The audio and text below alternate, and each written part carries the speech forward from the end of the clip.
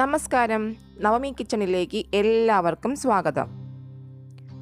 സദ്യയിലെ ഒഴിച്ചുകൂടാനാവാത്തതും ഏറ്റവും രുചികരമായിട്ടുള്ള വിഭവമാണ് അവിയൽ. അവിയൽ ഇഷ്ടമില്ലാത്ത മലയാളികൾ ഉണ്ടാവില്ല. ഈ സദ്യ സ്പെഷ്യൽ അവിയൽ അമ്മയാണ് തയ്യാറാക്കുന്നത്. അപ്പോൾ അതെങ്ങനെയാണെന്ന് ഒന്ന് കണ്ടു നോക്കാം.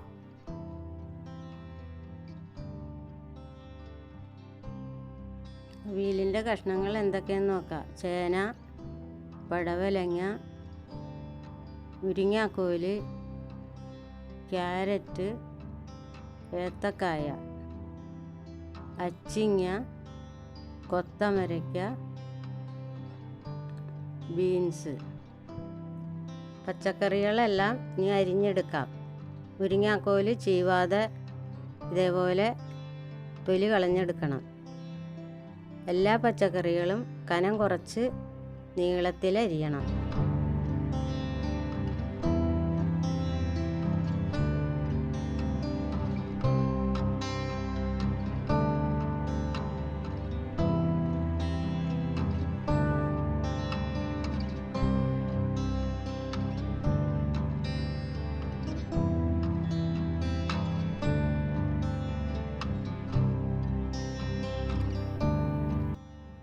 ഇവിടെ എല്ലാ പച്ചക്കറികളും അരിഞ്ഞു കഴിഞ്ഞിട്ടുണ്ട്.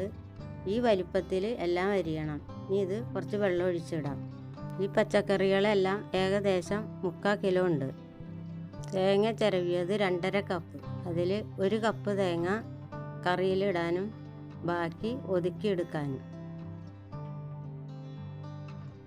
ഒതുക്കാനുള്ള ചേരുവകൾ: 2 പച്ചമുളക്, 2 ചെറിയ ഉള്ളി, 8 അല്ലി വെളുത്തുള്ളി, 1/2 ടീസ്പൂണ് ജീരകം, 2 തണ്ട് വേപ്പില. ഇനി നമുക്കിത് കല്ലിൽ വെച്ച് ഒതുക്കിയെടുക്കാം. നല്ലോണം അരയരുത്, ഒന്ന് ഒതുങ്ങിയാൽ മതി.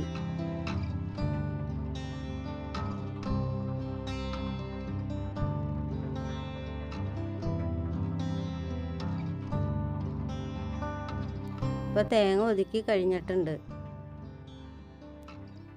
ഇനി ഒരു ചെറിയ നെല്ലിക്ക വലുപ്പത്തിൽ വാളംപുളി എടുത്ത് വെള്ളത്തിലിട്ട് കുതിർത്തി പിഴിഞ്ഞെടുത്ത് വയ്ക്കുക.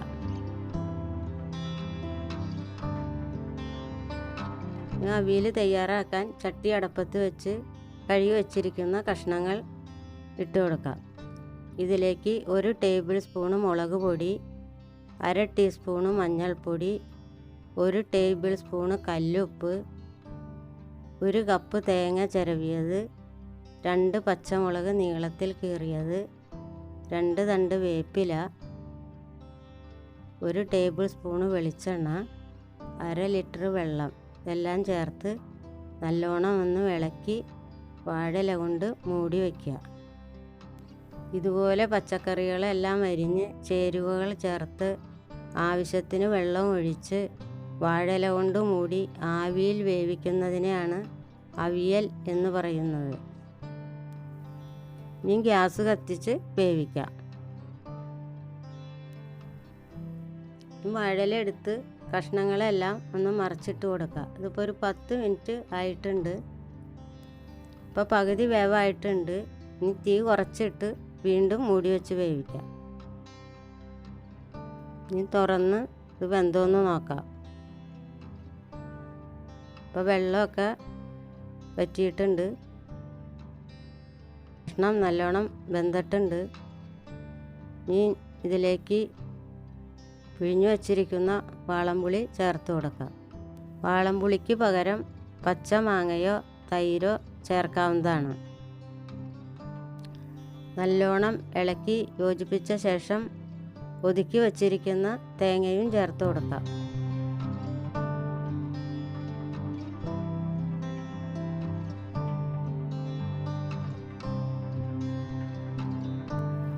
വീണ്ടും നല്ലോണം ഇളക്കിയ ശേഷം വാഴയില വെച്ച് ഒന്നുകൂടി 2 മിനിറ്റ് മൂടി വയ്ക്കുക.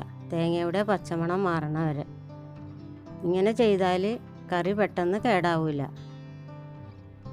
ഇപ്പോൾ കറി എല്ലാം റെഡി ആയിട്ടുണ്ട്. ഇതിലേക്ക് 2 ടേബിൾ സ്പൂണ് വെളിച്ചെണ്ണ ചേർത്ത് കൊടുക്കാം.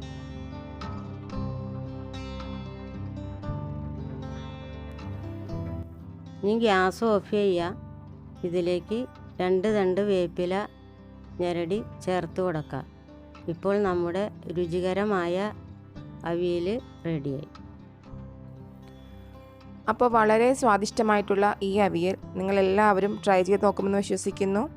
നിങ്ങൾക്ക് ഇഷ്ടമായിട്ടുണ്ടെങ്കിൽ ലൈക്ക് ചെയ്യാനും ഷെയർ ചെയ്യാനും മറക്കരുത്. ആദ്യമായി കാണുന്ന കൂട്ടുകാരെ സബ്സ്ക്രൈബ് ചെയ്യാനും മറക്കരുത്.